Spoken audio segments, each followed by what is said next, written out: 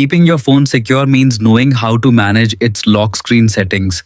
In this guide, you'll learn how to turn off fingerprint unlock on your Android phone and, if needed, remove all saved fingerprints completely.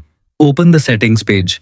While the exact menu names may vary depending on your device brand and Android version, the process is very similar on most phones, including Samsung, Google Pixel, Motorola, OnePlus, and others. Scroll down and tap Security and Privacy. On some Android devices, this option may simply be called Security. Next, select Lock Screen or Lock Screen and AOD if you're using an older Samsung phone. To protect your security, your phone will ask you to verify your identity. Enter your current PIN, password, or pattern to continue.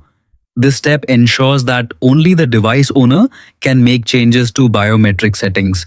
Once you're in the lock screen settings, locate the biometrics section and tap Fingerprints. You'll see the option labeled Fingerprint Unlock. Simply turn off the toggle switch beside it. This disables fingerprint unlocking, meaning you'll need to use your PIN, password, or pattern each time you unlock your phone. If you'd like to completely remove your fingerprint information from the device, stay in the Fingerprints menu. Tap one of the registered fingerprints, such as Fingerprint 1, then tap Remove. Confirm your choice by tapping Remove again.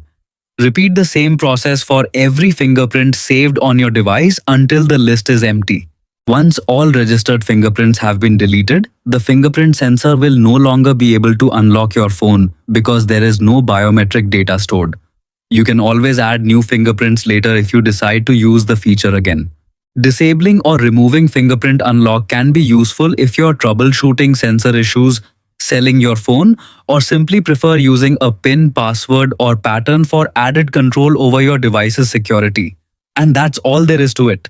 You've successfully turned off fingerprint unlock on your Android device and can always enable or add fingerprints again anytime.